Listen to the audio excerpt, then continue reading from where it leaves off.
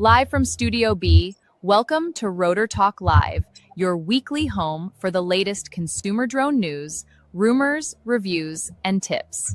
Since 2017, we've helped drone fans stay on top of what's rumored, what's flying, new specs, features, updates, and expert analysis. Hosted by Bill the Drone Reviewer and co-hosted by Ron Brown from Drone Nation, we keep you up to date on everything in the consumer drone space. Good evening, everyone. Welcome to Rotor Talk Live, Season 9, Episode 23, DJI Faces New Reality. Hope everyone is doing well tonight. Got a full crowd in tonight. Sorry, started a few minutes late here. I did get everything lined up here. Let's see who we got. USA Drone Flyer, RJ Redding, Steve Porter. Art is here. Welcome, guys. Let's see, Dales is here. Welcome. Let's see who else we got. John Flynn, welcome, John. Gator Drones is here. Carlos Moran. Sergeant Rock, welcome, my friend. Good to see you. See who else is here.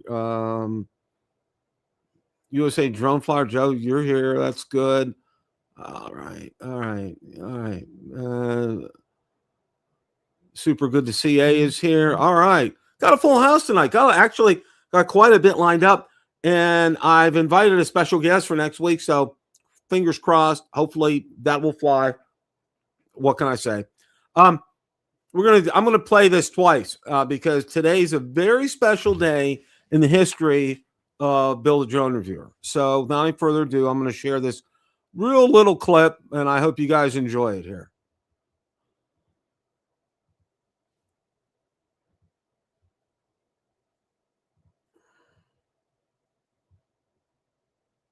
Make sure the audio is on. Okay. All right, let's let her buck here. On behalf of Bill, myself, Ron, and everyone else, a very happy 9th birthday to Bill the Drone Reviewer. It's always a great day to fly. On behalf of Bill, myself, Ron, and everyone else, a very happy 9th birthday to Bill the Drone Reviewer. It's always a great day to fly. Okay, we've heard that more than once. Thank you very much there, my lovely assistant. Yeah, today, unbeknownst to me, I don't have this marked down on a calendar. I was out in YouTube Studio, and I looked, and it had, congratulations, your channel is officially 9 years old today. So I said, you know what? Why not? I went out this afternoon when I was getting set up for the show, created that little video intro there, and just as a kind of a, I look at it this way, milestones are great, and we wouldn't be here. We wouldn't have been doing this for 9 years without all you guys. All you guys have just absolutely killed it. You rock in the comments. You rock during the show. Great insight, great thought. Really enjoy it. I'm speaking on behalf of Ron and my lovely AI assistant, my real lovely assistant, my beautiful wife, and everyone. Just thank you so much for your support and encouragement through the years. It's meant a lot. The numbers don't mean a lot to me, but what does mean a lot to me is that I reach out and that I can help you guys.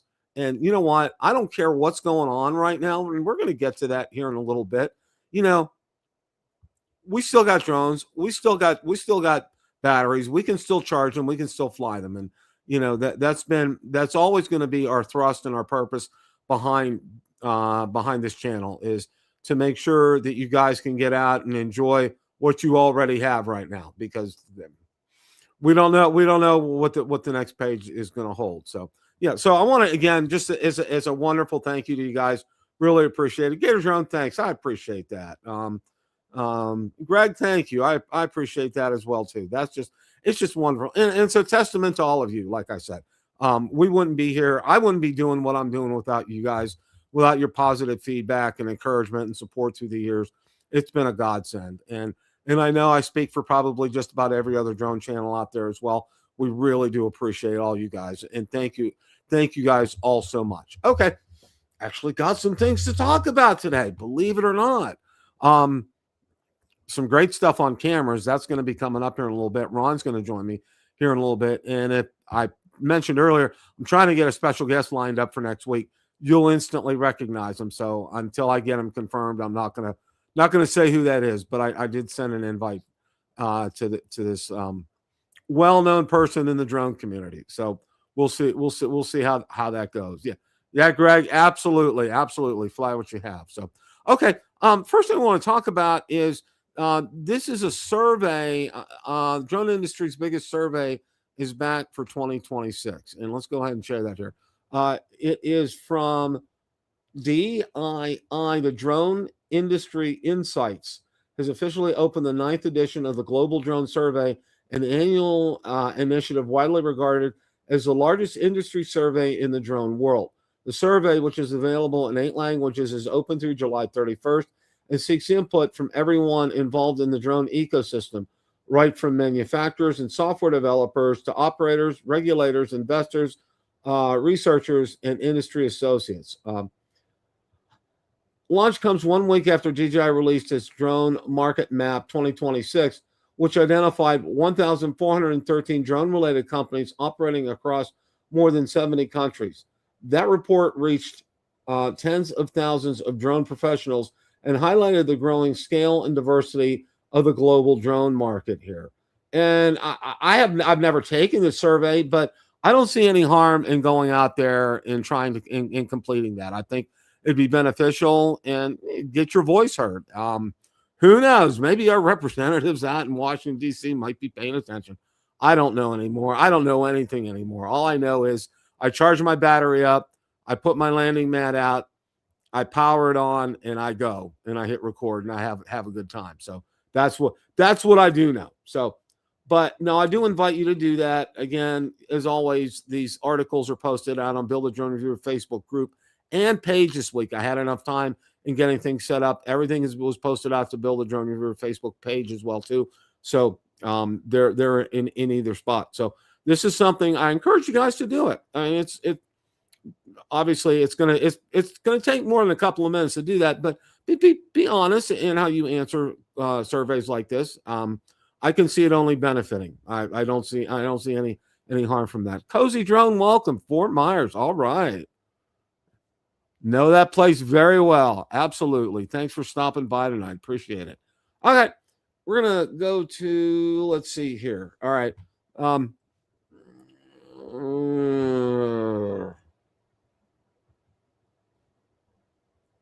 Okay. GoPro has the Mission 1 Pro, and let's see here. Drone DJ, let's see who did this. Jake Sloan did a comparison between the two, and I want to go ahead and share this article with you guys here. Let's see here. GoPro Mission 1 Pro versus DJI Osmo Action 6. The Ways DJI Still Wins. And this is a good, honest, thorough review. Image quality comparisons, D-Log versus GoPro Log 2, HLG versus HDR, low light comparison, slow-mo comparison, hyperlapse and time lapses, field of view options, subject tracking, photo comparison, audio comparisons and options, internal 32-bit float and 4-channel audio, physical size, user interface and accessories, internal memory, battery life and charging, size comparison, menu systems, GPS information, voice and gesture control, where GoPro beats everyone. GoPro Labs, you can have it do up to 300 megabits a second if you want to really get a lot of bit depth in there, and you can do all kinds. I mean, there's an insane amount of things you can do. Make this thing do, like wake up once every 24 hours and take a photo, create a really long time lapse if you wanted to, or turn it on at 3 a.m. in the morning and start a night star lapse or something like that if you want to do that. Like, it's an insanely powerful tool if you really want to go down the deep rabbit hole of what you can make a GoPro do. All right. Then we come to what's probably the biggest determining factor, and that's price. Okay. The Action 6 comes in roughly at around $430, $450 for the camera by itself with one battery. And you can get the Mission 1 for $600. Although if you're a GoPro subscriber, you can get $100 off the Mission 1 Pro for $700 to $600, but also have a code down there, Ranger 10. If you use that at checkout, you should get an additional 10%. Well, what did you think, especially the image quality? Let me know in the comments below. And it's all subject to your interpretation of image quality. Hey, Ron, how are you, sir? Hello, Bill. How are you tonight? Good. Taking a look at, they had an article comparing, Jake Sloan did a review. He compared the new GoPro with the DJI Action 6. I've seen several, videos comparing the new GoPros to the Action 6, the Insta 3. Let me just say Ace Pro 2. Yeah, it's too much to say in one word. And various other cameras. And for the extra couple $100 it costs, Bill, I mean, the new GoPro looks good, but I don't know if it looks good enough to upgrade from what you already have. It looks, maybe it doesn't look any better than the current cheaper competition. I agree. And what I was thinking, Ron, and this is just me, what I was thinking in this instance was kind of reminds me of the Pocket 4, the non-pro version, versus the incremental improvements over the Pocket 3. Okay, because it really wasn't a whole lot, and that's kind of what I see here with this GoPro. I mean, from going from the previous version to this version, there's not really a whole lot. I mean, it's incremental in terms of its capabilities. Well, if you compared the GoPro Mission to the 13 in areas like low light and audio and whatever, it's miles ahead of its previous generation camera as far as, again, the low light ability, the ability to capture audio. Supposedly this doesn't overheat or freeze or whatever. So it definitely an upgrade over its older model. But let's be honest, people knock GoPros, but GoPros have always looked good in daylight. You could say the last couple of GoPros looked as good or better than the competition did, but people would knock them on the low light. Right, exactly. And their lack of being able to capture good audio because you had to put you had to attach a whole other piece to it to be able to plug in microphones. It didn't have wireless mics, so it as good as the GoPro 13, 12, 11 looked in daylight, for capturing action sports or whatever, it basically it failed at low light and failed at capturing good audio easily without attaching expensive modules and stuff to it. That's a real good summation on that. That really is. That kind of nails it. And, a lot of people were really hoping that this was going to be a game changer for GoPro and get them back in the mix of things. It does, in a way, get them back in the mix of things. But, as you look at the pricing in comparison, it's just a little more than the Action 6 right now. And you get a lot with the Action 6. You pretty much get a lot of what you get with the GoPro, with the Action 6. So, it's tossing a coin and deciding, is that something that you want to do? I mean, if does the Action 6 have the 8K video now? I think it did. I think it had a firmware update. I think when it added the 8K. So okay, so of course the GoPro.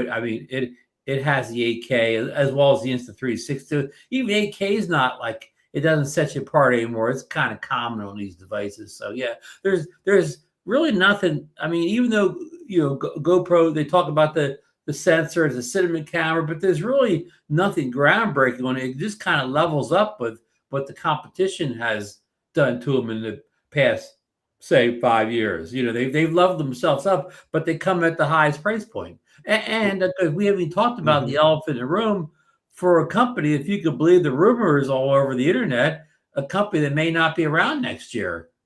That's what I've heard. I've heard something along those lines. So that's all rumor, speculation, and whatever.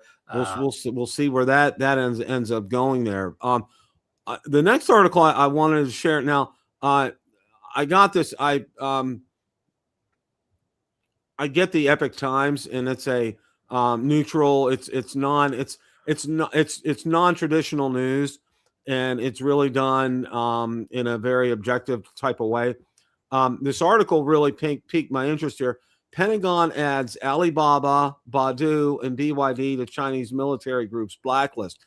And just to let you know, BYD is the company that manufactures electric vehicles. I don't know if you've seen, they have like a $3,000 or $4,000 truck that you can buy. It's one of those really small ones. And they make that. Baidu, I think they're another electronics firm as well too, and everybody knows about Alibaba. But it's been, now this is on the Pentagon's list. This isn't the FCC list. So this means, what this means is that the Pentagon can't procure any contracts or do any business with any of these groups. This has nothing to do with the FCC or permission with the FCC. This is just a stepping stone. And as you know, with this kind of stepping stone, the reason I'm going here is this is how it started with DJI. DJI got blacklisted by the Pentagon, and then it rolled on to the FCC. So, this is something I think we should probably pay attention to and be aware of. But, it's interesting that, this comes out. It's interesting this comes out, Ron, right after Trump's trip with everybody over to China and then coming back. It's real interesting that this came out at that time.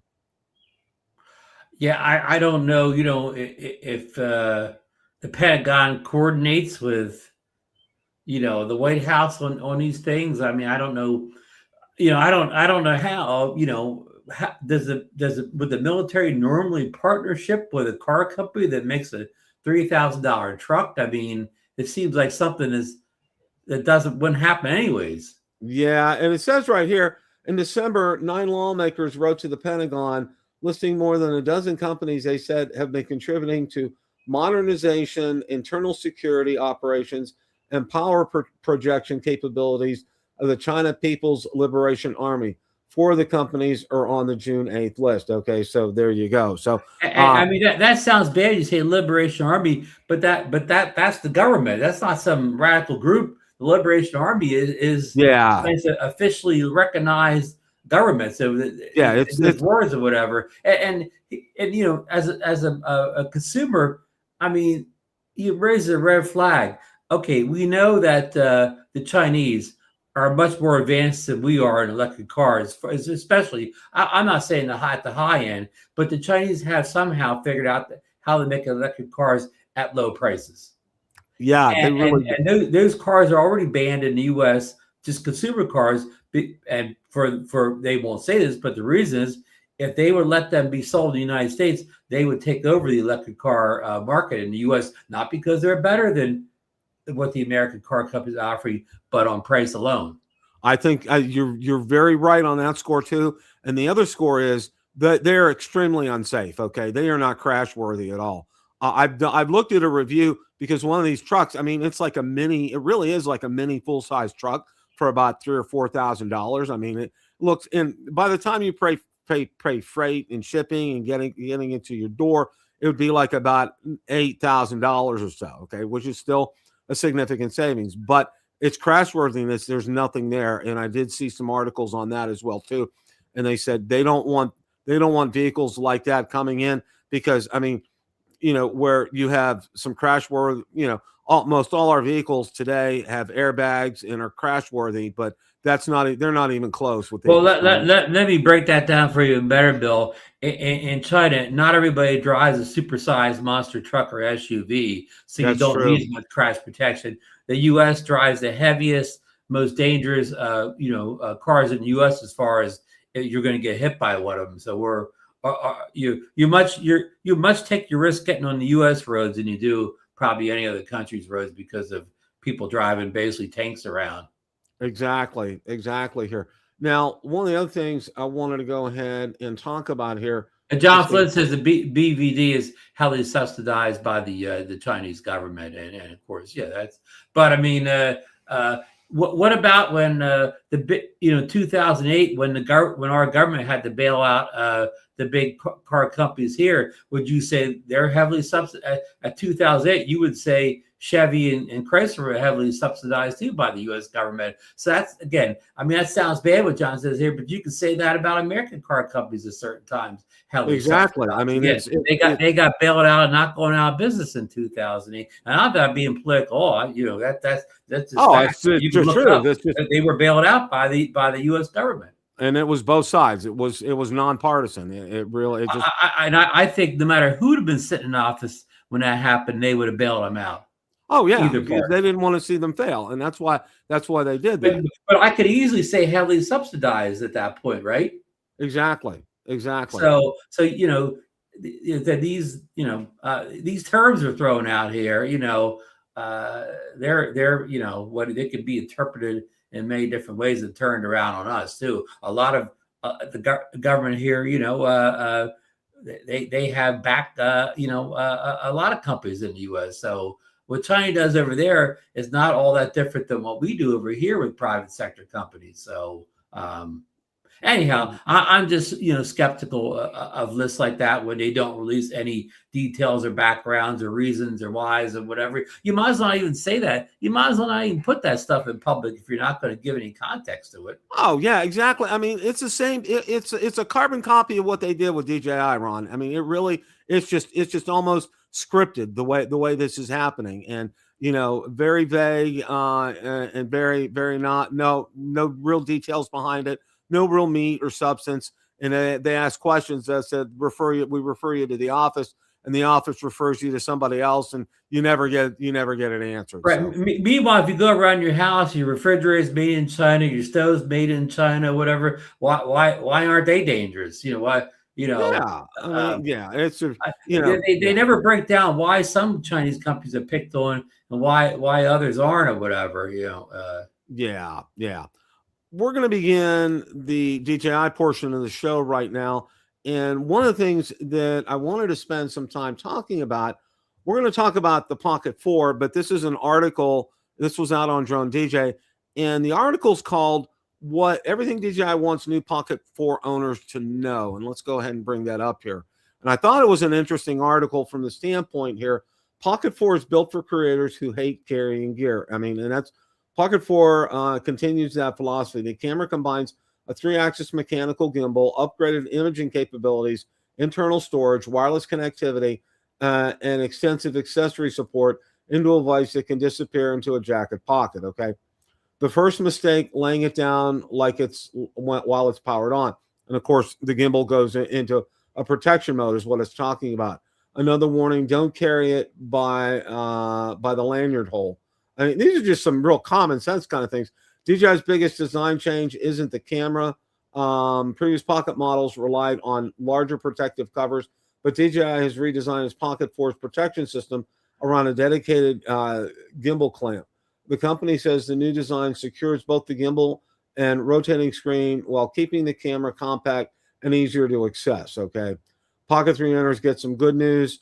One of the biggest questions regarding Pocket 4 has been accessory compatibility, magnetic ND filters, black mist filters, wide-angle lenses, mini tripods, threaded handles, and extension adapters. The battery story is better than most people realize, and it talks about the batteries here, the fastest way to move footage, and it talks about what the best way to do that is. The fastest method is a wired USB-C connection using USB 3.1 compatible cable. Internal storage solves another common problem. DJI is also pushing users towards using internal storage. Pocket 4 saves footage internally by default, allowing creators to start shooting immediately without first installing a memory card. Not every SD card is good enough, and of course, we all know about compatibility issues with that. The good news there is, Bill, even though they put that large internal storage in, 105 gigs or whatever, they still gave you the option of using an SD card, which I like. Right. That is very good here. Now, the whole reason that I put this up here first is, okay, and I know, I'm pretty sure you guys talked about this last night, and I want to bring this up here, is Insta360's Luna, and we're going to spend a couple of minutes on that, because I think, and this is just, if you want to call it like it is, to me, this is a game changer from everything that I've seen about this. Okay. And there's already, I don't know if we've had it last night or not, if I read this morning, there was already a leaked release date for the Luna now. It's near the end of this month. And it's showing up on about 5 days after that, the Pocket Pro will come out. Right. Insta360 is teasing an all-new camera system co-engineered with Leica. The Insta360 Luna Pro and Luna Ultra cameras hidden behind partially frosted glass at Insta360's large booth at NAB in Las Vegas promise high-end, simple, and dual-lens imaging and a familiar form and function here, okay?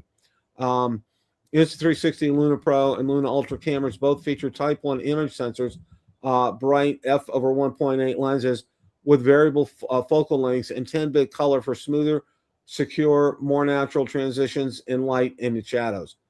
At least one key difference between the Luna Pro and Ultra will be that the Ultra has dual lenses, which Insta360 says will deliver enhanced telephoto performance here. Okay, Manning otherwise essentially parrots the high-level features Insta360 announced, but it's good to get a better look at the device itself rather than be regulated to obfuscated glances through frosted glass. And there are some images out there. I mean, the article didn't copy them here per se, but one of the things that I did see, Ron, is that it's already listed out on Best Buy. They have a placeholder for it out on Best Buy right now. Yeah, they're more than Best Buy. There's been some leaks out, and there's been a leak that the price is going to be $869. So yeah, the storefronts have inadvertently leaked them, as been common over the years here. And one criticism I've seen early on of people that have watched the supposed leaked video from the Luna versus the Pocket 4, Pocket 4 Pro. In fact, I'm not even going to say Pocket 4 or Luna. Nobody wants the single camera stuff. Everybody's interested in the Pro and the Ultra. Nobody wants those single ones. But anyhow, they say that the video from the Luna doesn't look as sharp as the leaked images or video from the Pocket 4. And I know it's hard to judge online when you're watching YouTube, and they might not have been on final release, they've been beta firmware. But that's been a big complaint among people, that the Luna footage doesn't look as sharp. But what we learned, we did talk about this last night, that people already have photos of the side of the box for the Pocket 4 Pro. And all the rumors, Bill, for months have said that it would come with 6K video. The side of the box says 4K, like 240 is the highest resolution, where I think it's almost guaranteed that the Luna's coming in with 8K video. So yeah, I can't see and I can't see that Insta360 is going to come out with something where the images and the video won't be as sharp or sharper than the Pocket 4 and the Pocket 4 Pro, because and let's call this like it is. Insta360 is going to fill a huge void here, especially in the United States, because of our inability to get the Pocket 4, Pocket 4 Pro. They're coming right in. I mean, it's full steam ahead. I mean, that train is running down the tracks. Right. Nobody at the SCC or the Border Patrol is going to be stopping any boxes marked Insta360. Exactly. It's going to come across without hesitation. And I think, the old saying, something is better than nothing, I don't want to say it applies in this instance, but Insta360 is going to fill a huge void. All right. And I think they really kind of stepped up to the plate to get this product out to us. And, the timing of it is fantastic, because the Pocket 4 Pro is supposed to come out everywhere except the US, of course. And now, we get Insta360 Luna in the Luna Pro. Yeah, and of course, we know we'll see the extra Muse version of the Pocket 4 and Pocket 4 Pro eventually, but you'll probably have to wait a little bit to get those. Like if this stuff's coming out at the end of June, you may not see that extra Muse for who maybe not until August, September. Who knows? You're going to have a waiting period before that shows up. It won't be out the day after. Right. And this is an example right now of the larger issue at hand, is the lack of availability of DJI products here in the United States. And, and one thing I would have thought, and I'm not saying this isn't a political statement here. This is just saying, okay, it's been proven beyond the shadow of a doubt that DJI does not use the Uyghurs for forced labor. Okay. Because they're nowhere near where their manufacturing facilities are. I mean, that's just, and it's been proven beyond the shadow of a doubt. So, I was kind of hopeful after this trip to China by Trump and, half the federal government, that they'd come back and they'd say, well, we're going to kind of just, relax this importation from China of things, and you guys can start getting them again. But nothing has happened. I mean, that's just, that door still remains shut. And that really kind of, that's kind of puzzling, Ron, because, well, I mean, again, whatever lobbying groups are doing is these lobbyists have basically convinced, people in the U.S. government, from all levels to put DJI out of business in the U.S. Exactly. And, and they're doing it by any means necessary. I mean, and this is, I mean, it's a dual, they really kind of have DJI by the throat, not once, but twice, because you can't get them imported here in the United States. And then if it's not approved by the FCC, technically it's, not technically, but it's illegal to use here in the United States. So, I mean, it's a dual-edged sword. And you said, like you said, Insta360s, they're taking advantages, not only with this Luna Ultra, whatever, but you saw a couple weeks ago, they came out with a wireless microphone that looks like it tops everybody's wireless microphone. It looks like it's a step ahead of the Mic 3. It's a step ahead of everybody's wireless mic system or whatever. I mean, I can't even go into all the unique features it has, but so they come some point this summer, they may have the best handheld small pocket camera on the market and the best wireless audio with it too. Whatever they may be killing it. A footnote, Bill. Somebody said this last night in the show, and I looked it up. The Pocket 4, the regular Pocket 4 is available on Amazon.com. You can order it. It's in the U.S. It'll come in a couple of days. I think it was, again, $850 to $900 or whatever. Yeah, and see, and I mean, I'm going to say this as far as that's concerned. I mean, does it have? And I have to go back. Was that approved by the FCC, Ron? The Pocket 4? We thought we read that back, at the end of last year, but we thought we read that about the Lito drones too. So at this point, we don't know what was approved and then got revoked later on. But I think we had thought all along that the Pocket 4 had got approved, but again, we know about FCC approval, whatever, and of course, law enforcement is on the lookout for drones, right, Bill? Everybody, right? But nobody's on the lookout for somebody with a handheld camera. The chance of you getting stopped by law enforcement at any level holding a small stick in your hand is what do you think that's 99? That's 1 in 99 chances you're going to get caught with a unapproved FCC pocket camera. Yeah.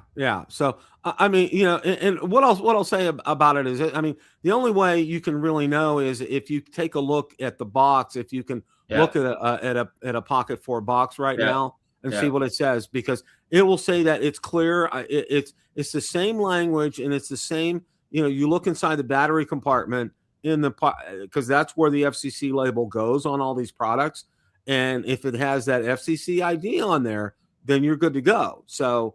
And the advantage of ordering from Amazon, you check the box. If you don't see the FCC approval in that box, you just ship it right back. You don't lose a penny. And there's no harm, no foul. I mean, you get your money back as far as that's concerned. So, But again, I don't know anybody that knows about the Pocket 4 Pro. Nobody wants to buy the Pocket 4 regular because the price differences won't be that great. I mean, if you were paying half the price for the Pocket 4, maybe somebody would consider it. But if you're only paying another $100, $150 more to get the Pocket 4 Pro, nobody's buying that Pocket 4. Okay. Wow. I mean, right? Would you, if it was legal in the U.S., would you even consider getting a regular Pocket and only saving like $100 or $150 and not get that extra lens?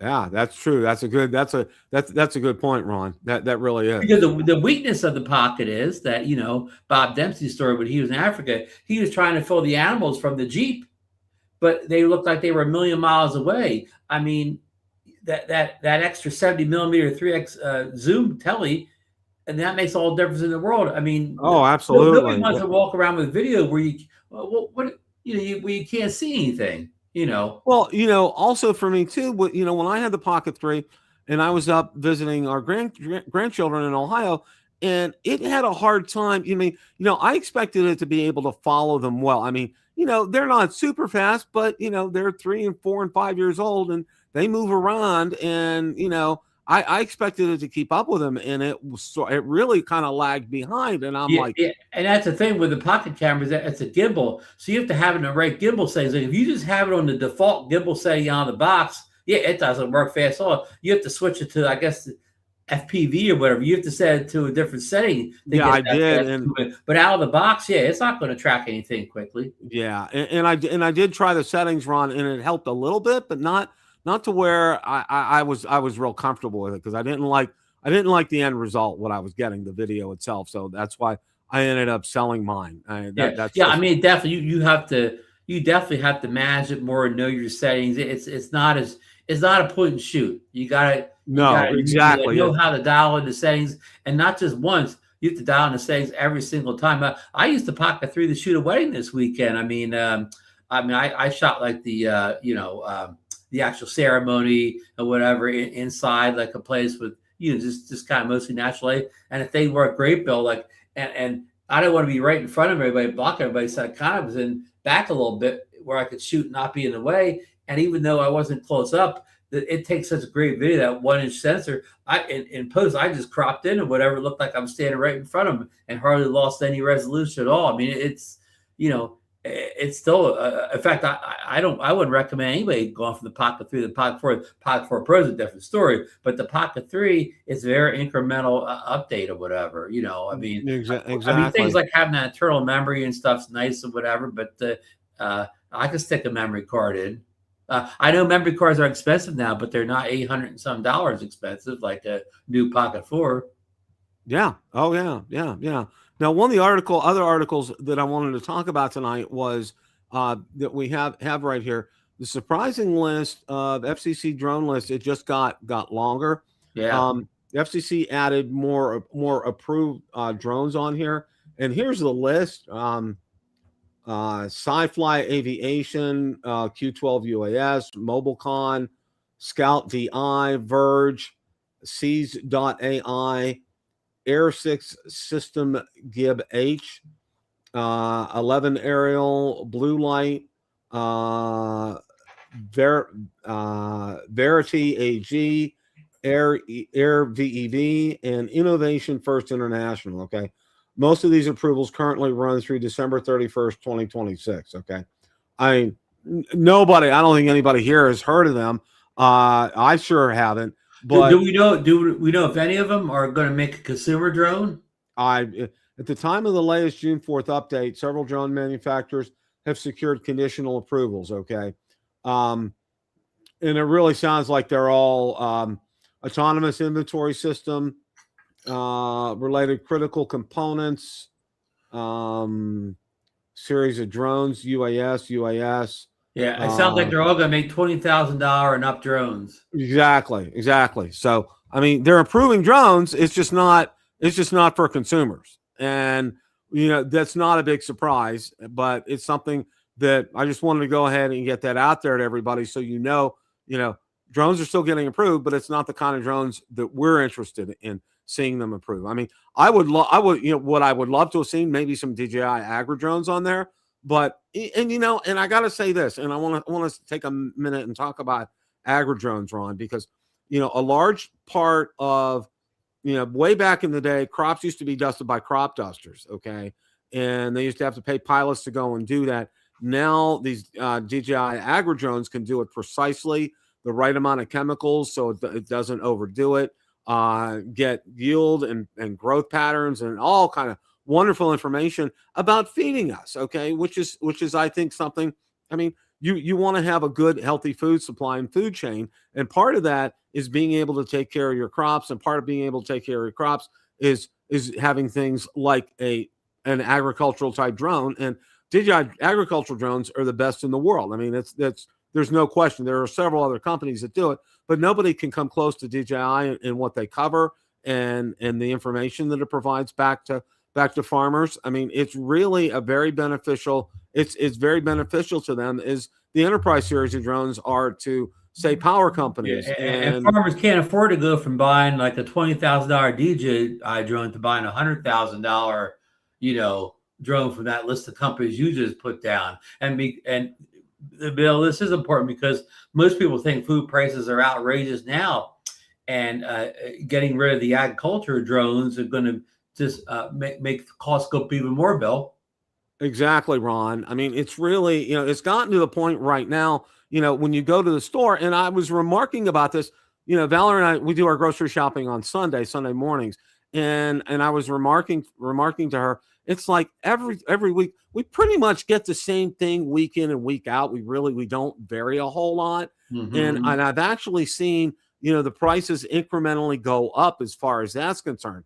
But what was real interesting was, and also right then and then too, there's a gas station right at the complex where our supermarket is, and I usually get gas, and gas has gone down considerably. Gas has gone. Last time I got gas, I saved $1.50 a gallon this weekend. Okay, it went down to what, $3.40 a gallon here, which was fantastic. I mean, we're going down. We're down about $4.28, but we were about $4.50, so we're slowly going down a little. Yeah, it was at $4.90. I mean, Ron, it was a real hurt putting gasoline in my truck. Okay, right. That thing has such a huge tank; it's not funny. And we're gonna be making a change coming up in a couple of months. I just put in an order for a 2026 Highlander EV that gets 35 miles to a gallon, because I can't live with having to spend $100 when I go to the gas pump. That's just not going to happen. But you're right in terms of the whole cost and economics thing. Okay, we want to see prices go down, not go up. And when you eliminate things that make it easier for farmers to be able to get food out on the table for us, okay, those costs are going to go up. They're going to get passed on down the chain, and it's going to get passed on to the consumers. And that's a wrong thing. Okay, the part of this whole thing with DJI, people think it doesn't affect them because, I don't fly drones. Well, farmers fly drones. Farmers use agricultural drones, and where we get our food supply from. So, that's a whole nother story in and of itself. But suffice it to say, it's something that probably should be a little more aware of than a lot of people are. So the next article that I wanted to talk about, and I know you guys talked about this last night, and I'm like, yeah, this is. But before we move too far, and I was going to say about the approval drones, we can't even get the Potensic Atom 3 approved. That's true. That's true. a drone that a lot of people would like to get their hands on can't get approved.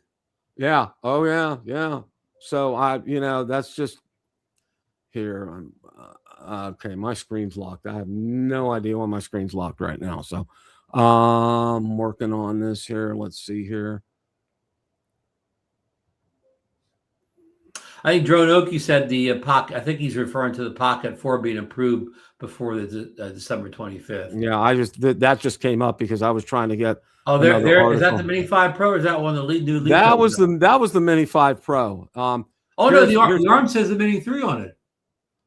On the right arm. Oh, you're right. That is a Mini 3. So okay. What I want to talk about is Skyrover X1.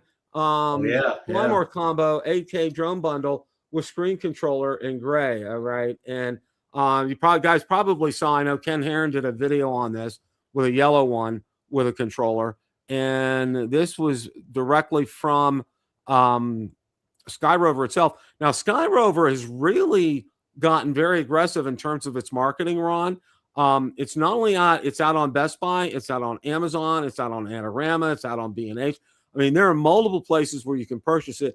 It's also out on Skyrover's website as well, too, to be able to purchase and Bob Dempsey said they were either at CES or NAB, and they had a booth there, and they were promoting their products at the shows. Well, and I was all excited here, but then I take a look. Now, the premiere is supposed to be available for purchase tomorrow on the 10th. And I'm looking at this price right here, $989 for a Flymore combo. That seems a little on the steep side for me. Now, which model is this, Bill? This is the Flymore combo for the X1. Oh, okay. Which includes the 3 batteries, a controller, and a case. Right. That's a significant step up from their, I'll call it, for lack of a better term, the N3 controller. That's a significant jump up. That's a real. I mean, and according to Ken Herron, the smart controller is very similar to the DJI RC2. He weighed him, and this is weighs a little bit less than the RC2, but looks very similar. Yeah, and just seeing this here, and looking at this, okay, you know, that's all well and good, and it's probably going to have the features, you know. Did they, you know, with this controller upgrade, has anything happened with the drone itself? I mean, or is this just strictly a controller upgrade? I mean, I haven't really. Yeah, well, they you know, when they sent Ken, they didn't send Ken just the controller. They sent him the drone and the controller, and it seemed like it was the exact same drone, same features as the one everybody reviewed last summer at the X1. Bill, do you have the Skyrover product? I did, and I sold it. Yeah, and it really, in essence, it was a Mini 4 Pro. Okay, no questions asked, and it just looks to be the same here. But Bill, the alarming thing, we got a report yesterday from Lou Drone Angels. He pinged Skyrover X1 support, and he asked about the availability of the controller, and they told him that would be available in late June, but they also told him that it would not be sold separately. It'd only be sold, you know, with the drone. Right. And I mean, we got on that right away. Said what lack of, whoever runs that company, what lack of understanding do they want? People went out and supported their company last year, bought 2 different versions of Skyrover, and now they leave them kind of hanging out dry here. They won't sell them this controller without them buying not even a new drone to buy, the same drone they already have over again just to get the controller. Well, you know, that's Bill. That's I don't know. You don't have to be a GDCO to know that's no way to do business or whatever. You know. I agree 100%, Ron. I mean, you know, it really kind of is shooting themselves in the foot. And no talk was also made mention of the fact is it going to work with their other drone? Okay. You're right. They haven't said a word about that as far as that's concerned. But not offering a standalone controller by itself, wow. Okay, I think that's a huge miscalculation on their part. I mean, if you take a look, if you go on their website now and where you know the outlets that they're selling them at, it's my gosh, it's like everybody and his brother that's an electronics or you know photo related type business that has a storefront and also Amazon. They're out there selling this now. Okay. It's not, they really, plus their own website, they're offering it as well too. They have it available as well. And, you know, that's all well and good. And I get that, but you know, some things that stand out to me, that price, I think that price, it's going to kill them, Ron. You know, they're going to have to. I agree 100%, Bill. Why, if you have almost $1,000 to spend on that drone, why would you throw another couple $100 in and get the Mini 5 Pro, which is a better drone, and you can buy it right on. It's FCC approved. You can buy it right on Best Buy. I think you can get the good Flyboard combo for what, $1,200 and some dollars or whatever when it's spend $200 more dollars and you have a Mini 5 Pro and it's really technically, you know, you're spending $1,000 for a alternate version of the Mini 4 Pro. I mean, so the choice they're relying on uneducated buyers to come in and pay almost as much as the best would cost to get one that's good, but it's not the best. Exactly. And you know, it's just, you know, do they think that we don't understand what's going on here? I mean, you know, you, myself, all our viewers, we know, we can see this, we can see what's going on here, Ron. It's just like, okay, you know, would I test a unit like that? Absolutely. I would be happy to do something like that. I would, you know, if you're listening to Skyrover, you know, if you send one to Ron or I, we'd be more than happy to go ahead and test that for you. But, you know, understand something, okay? Number one, your price point, it's just wrong, okay? It's just absolutely wrong. Number two, you're not offering a standalone controller to be sold. So, you know, for those who already have X1 drones, that they could pair it with that. I mean, that just. And Skyrover, you could send me that product, but the 2 points Bill just mentioned, I'm not going to hide that from the customers. I'm going to talk about that in the video. So absolutely, I would do the same. Yeah. You know, and not offering that as a standalone to be able to buy that for your previous customers, that's a great disservice to them. And I know, you know, one of the other things was, and for the longest time, and I don't know, I didn't take that detailed of a look at their website. I don't know. I mean, the only way, because I emailed their support when I bought it off of Amazon, and I asked them about additional batteries, and they said the only way you can get batteries right now is to buy the drone. And I'm like, okay, you know, I want to get extra batteries. I got to buy another drone. I mean, what's the deal with that? So they have some marketing miscues that they really kind of need to address. in a hurry, or this is going to sit on shelves, Ron, because, educated consumers, will go out there and who do their research. And if they're looking for, say an alternative to DJI, oh, this is a great alternative. And you take a look, oh, 980 and has a built-in controller. Oh, okay. But it's really the Mini 4 Pro, which you can probably get, I don't know what, well under $1,000 right now if you wanted to get that with the I mean, it may be hard to find new at this point, but I mean, right, you can get a good used one for much less. Bill, where this, I guess this has value is, you mentioned Best Buy. A brick and mortar store can have this drone on their display counter, but there won't be any DJIs there. So that's the advantage they have in brick and mortar. They could be a brick and mortar drone seller, where DJI you have to order basically. Exactly. I don't think any Bill, no outside that one store in New York City, almost no brick and mortar in US has a DJI drone on the shelf anymore, right? Exactly. And with this right here, I mean, this is just a lesson. If you're considering this, everybody out there, just to let you know, just an FYI, okay, this is really the Mini 4 Pro, all right, and you'd be paying $980 for it if you were to get it like this today, all right. And I think, number one, they need to adjust that price because it's way too high. Number two, they need to offer this as a standalone option to all the people that already have the Skyrover X1 and the other one. And they also need to tell us whether or not it would be compatible with their other drone. They haven't made mention of that fact at all. And Bill, also, we don't know if this controller has got FCC approval, because we found out the controllers need FCC approval too. So, okay, how can this controller, I mean, the Pentagon Adds the Litos, they didn't get, how can this product come out later than these other products? How can it pull an FCC approval out of his hat or whatever? Yeah, there's been, because that anything like that needed to have been approved by December 23rd or whatever, and not have it revoked afterwards. Exactly. And I mean, was this hidden in some approval that we didn't see last year? I don't know. So, it's like there are a lot of questions about this, and Skyrover, we're very anxious. And if you want to send a representative to be either on Drone Nation or Rotor Talk Live, and we can talk to them and do some Q&A with them about this, I would be more than welcome to do that. I would not mind scheduling. But be ready. The tough questions will be asked. Yeah, we're gonna grill you. It's not gonna be easy. We're gonna not treat you like down in Congress, but the tough questions will get asked. Yeah, we're gonna hit those tough questions with you. So, I mean, it is what it is. I'm all for Skyrover.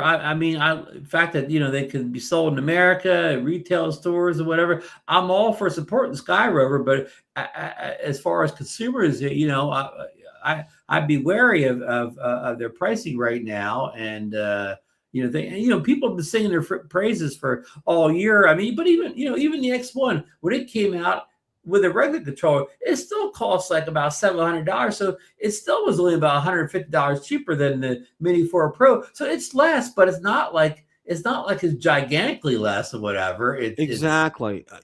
When I had it, Ron, it performed very well. It performed just like a DJI drone would and should. I had no issues with it. The video from it was fine. The batteries were fine. The controller, as far as range that was fine. Just no signal dropouts on it. I mean, everything worked as it should, which is what you expect from that. Okay. But you brought up another good point, is the original one I thought was overpriced, and it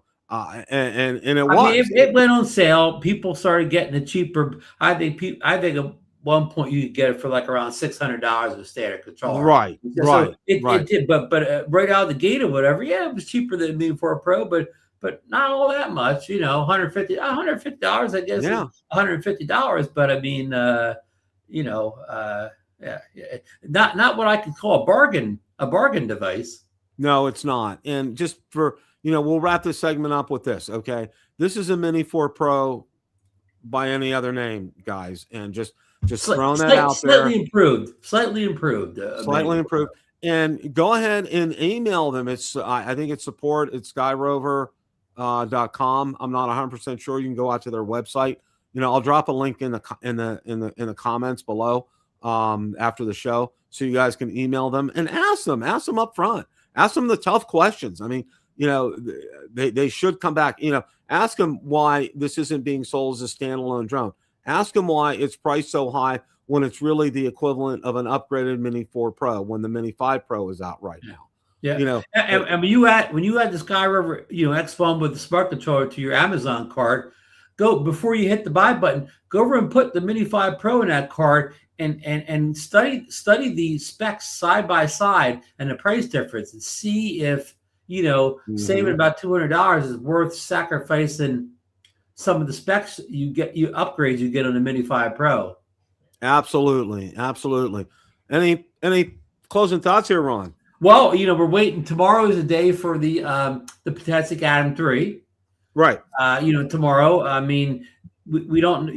Not like DJI. We don't have a million rumors on this stuff, but we hope that it's a pretty good upgrade. I mean, it doesn't look like they add obstacle avoidance, but not everybody loves obstacle avoidance, anyways. But we don't think it'll be available here because I think John Cooper said he checked back a long time and he can't find the SCC database, but it's still going to be interesting release. A lot of people are looking for the drone. A lot of people will be disappointed, just like they were disappointed in Lito. So, Bill, we're in for a lot of disappointment the rest of this year, probably for drone releases. So, but we said we're still going to talk about them and just go forward. So that's my thought, folks. Thanks for joining us tonight. Thanks for all the support for these shows, even though we're in trying times for drones right now.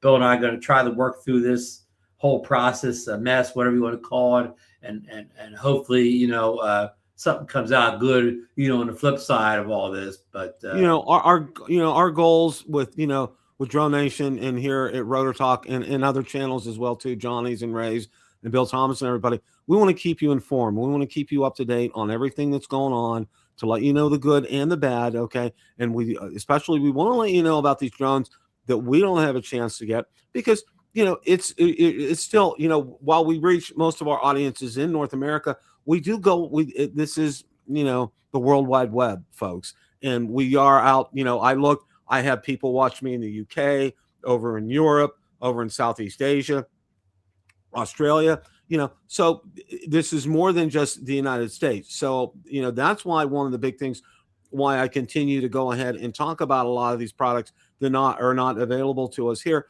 And also too, I think it's a good comparison, just to see how they stack up with what we already have. And most of the time, what we're flying right now is still better than stuff coming out that we can't get. Exactly. So, as the old saying goes, enjoy what you have. Real quick one before we go. Evelyn paid me the other day. She has the Avata 360 replacement lenses available again. Yes, I did see that. She did put a post out on my Avata 360 group. So there you go, folks. For doing that, Evelyn. So if you're looking for those replacement lenses, Evelyn has those, and those fly through customs. There's no problem with those. Okay. They probably can't figure out what they are anyways. Yeah. But so they did open the box. They said, what are these things? Yeah, exactly. So that's where things are. Just want to close again as a reminder. Today, Ron, is the 9th anniversary of Bill the Drone Reviewer. Okay, right. Congrats, Bill. Congrats. Thank you. It's been a labor of love, but we love what we do, and we're out here for you guys. And it's whether it's Drone Nation, Rotor Talk, Bill Thomas's show, Johnny's show, Ray's show, and the others. We're all here for you. We want to keep you informed. We want to keep you up to date on things, and we want to have some fun along the way. Okay, without having fun, what's this worth? And and one of the biggest ways we do that, again, think about the drone meetup for next year. I mean, that's keep that in your radar. Rooms are already available. The rooms are already available, so go ahead and book them at the Hampton Inn. I mean, I can tell you that was the best as far as I'm concerned of the ones that I've been to. And Valerie just had an incredible time. And we're gonna take Monday off as well too. So we're gonna stay the whole weekend and go out flying on Sunday, and it's just a lot of fun. Just a lot of fun, guys. We'll have a good adventure on Sunday, Bill. We'll do something special. Oh yeah, like you guys did before. I'll take you around the spots. You're gonna get footage. You're gonna keep you editing for months. I love that. That sounds like right up my alley. Okay, guys, take care. It's a great week. It's a great day to fly. Have a great rest of your week.